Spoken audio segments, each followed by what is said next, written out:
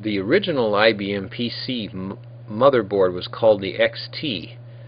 It had an 8-bit data bus and a 20-bit address bus, allowing it to handle 8 bits at a time, but address up to 1 million 8-bit bytes. So it had a pretty large memory. In this particular motherboard we see in this picture here, it looks like it has a full complement of memory. It probably has 1 megabyte of memory. Now, by today's standards, a megabyte doesn't sound like a lot of memory. Today we have often gigabytes of memory on our motherboards. 4 gigabytes is a fairly standard size for a motherboard nowadays. That's 4,000 megabytes. So 1 megabyte doesn't sound like much, but in the days in 1980s, around when the IBM PC was introduced, most computers only had about 64K or less, 64,000 bytes. So 1 megabyte seemed like a lot, and it was in those days. I mean, that was, most programs didn't need anywhere near that much memory. But it was later when people started to get into large data structures that required lots of data, like pictures and video, even more so, and sound, that we needed the greater amounts of memory. Form factors refers to the overall layout of a motherboard, and there are a number of different form factors that have been used over the years. Well, the first one was called the PC XT motherboard form factor, and this picture shows one of those. The thing that was obvious about this was that it only had one connector on the motherboard for the outside, and that was for the keyboard. There wasn't even a provision for a mouse, because the original IBM PC didn't use a mouse. So it really didn't have a whole lot of connections outside the box. Other connections were through the expansion cards, so they had slots for the cards, and so any other connections had to be to those cards. And then, of course, you had power to the motherboard, so there was a connector for power. But there are other form factors. One was called AT, and AT was the second generation of the IBM PC. It was larger than the XT, and instead of having an 8-bit data bus, it had a 16-bit data bus.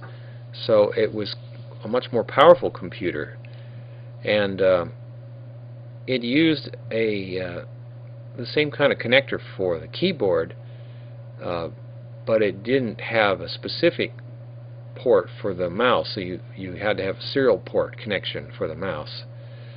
So it was a little different design, but it did introduce the mouse, and it did have provision for that. There was a baby version of that too, called the Baby AT. It was just slightly smaller, but it also used a 16-bit data bus. The bus that we use, the motherboard form factor that we use most today is called ATX, and it was actually introduced in 1996. It originally had a 16-bit data bus, but it now is 32-bit or even 64-bit, so it's been expanded. And what was unique about ATX, and is the standard still used today, was the arrangement of the I/O connectors. There was a specific arrangement that these connectors were standardized to have, and that was to allow these different boards to fit into the cases. So there was specifically a specific place for the keyboard and the mouse, specific places for USB connectors, which were introduced in about that time. In the middle 1990s, USB started to be available, and there was a place for the serial ports and the parallel port for printers, game ports, sound, all had a specific spot to have a standard place. There are a couple other form factors that are not used as often. For example, LPX, which is a low profile type of motherboard, and it uses it has no expansion slots on the motherboard. It just has a one slot for what's called a riser, and the riser fits up above the motherboard, and then your expansion cards would fit into that riser. So it gave a more compact design to the computer, but many times these were proprietary. NLX was another type of style of motherboard. It was similar to the LPX, except the riser was on one edge. It used an edge card type connector, and it was again another compact design that would allow take up less room, allow a smaller PC to fit into a smaller case. And there are a number of proprietary form factors out there that our specific companies make. A backplane is a part of the motherboard that is where the expansion slots are, and a backplane design is part of the IBM PC family of computers. The original IBM PC had a backplane and it had these slots, and it's just another name for expansion slots, but it also refers to the wiring of the expansion slots and the way the wires travel back and forth. And there are two kinds of backplanes. One's called an active and one's called passive, and that refers to the electronics on there that is used to make sure the signals don't reflect back and forth across the wires or echo, and it refers to the use of either resistors or transistors to control the echo or bouncing of signals, which could interfere with the operation of the computer. Here's an old computer that had a very easy and simple to understand bus backplane. It was called S100 style. In fact, the early computers I showed you, like that IMSI with all the lights on the front, and the Altair used that kind of a bus. And these had connectors that were 100 pins each.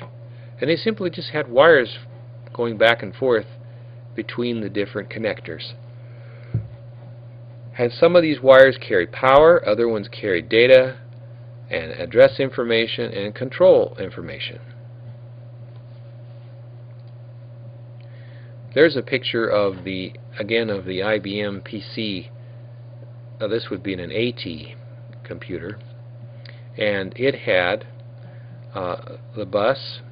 You can see the wires there, and some of those would be data, some would be address, some would be control lines, some would be power bus. And you can clearly see them running up and down on that particular motherboard. This motherboard looks like it doesn't have much of the memory installed. It just has what we call one bank of memory. In those days, the memory was little chips that you'd plug in. You had to be careful when you plug these in to get them in the sockets. This particular motherboard has some chips soldered in, and then other ones have sockets to plug them in. And we notice also that these two chips here are missing. These would have been the CPU and another chip that went with the CPU called the math coprocessor. Nowadays we don't do it that way. We have all one CPU and the math coprocessor in one big chip, but in those days they were separate, and they were separate because the math coprocessor was kind of like a calculator for the processor, and it was an optional accessory you could buy. But that's no longer the case. They're both put together in one. The original motherboard architecture of the IBM PC XT, as it was called, was very simple, really. It was just a group of wires that ran up and down through the motherboard, which you can clearly see in this picture here, but relatively simple, in that everything connected to that bus. So the CPU connected directly to that bus, and all the input-output devices and expansion slots connected to that bus. And that meant that the CPU ran at the same speed as all the other devices on that bus. There wasn't any reason to worry about speed differentials, because everything ran at the same speed. Made things pretty simple. But we wanted to make our computers faster, so over the years things got a bit more complicated. One of the things that was true of the XT was it did have a little bit of standardization, and that was mainly the connector for the keyboard. And it did have a standard 8-bit data bus, a standardized bus for cards, and that bus was called the ISA bus, later called ISA, which stands for Industry Standard Architecture. It did, if you wanted to add a mouse to this type of keyboard, this type of motherboard, you had to add a serial port to do that.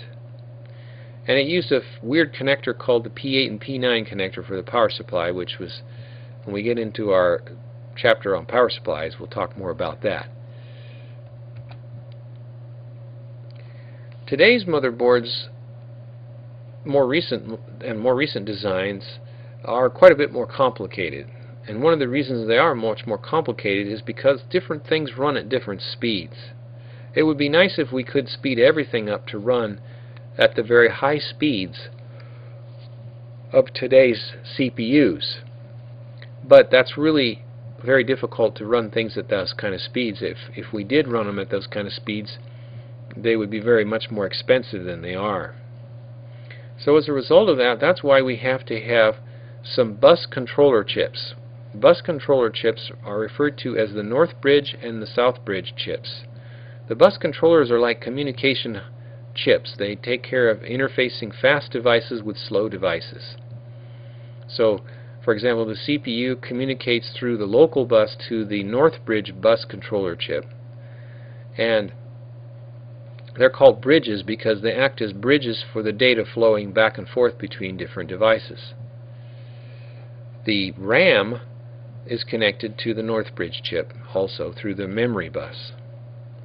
And then there's an I/O bus that goes between the bus controller chip and some of the expansion slots, the higher speed expansion slots, and then the South Bridge controls lower speed I/O devices. And it also connects to hard drive and CD drive, USB port, and the keyboard, mouse, communication ports, parallel ports, things like that. And if the motherboard would happen to have it, it could also support old style ISA expansion slots, which still some motherboards have for backward compatibility. So it's a bit more complicated because of the differentials in the speeds, and that's one of the reasons why the motherboards have a lot more chips on them than they used to. A lot more chips, but I should say they're a lot more complicated. Actually, the chips many are integrated into single chips, so they become bigger chips. And a chipset refers to those bridge chips, and the South and North Bridge are considered to be a chipset. And so a given motherboard will have a particular set of chips by a particular manufacturer that defines some of the functionality of that motherboard. For example, it tells what kind of memory it can use, what kind of CPU can be used with that motherboard, what type of expansion slots, and so forth, are all a function of the chipset. The chipset is part of the motherboard. Those chips are usually soldered to the motherboard, that you can't usually remove them easily like you can the CPU. So the motherboard and the chipset go together. When you buy the motherboard, you get the chipset with it.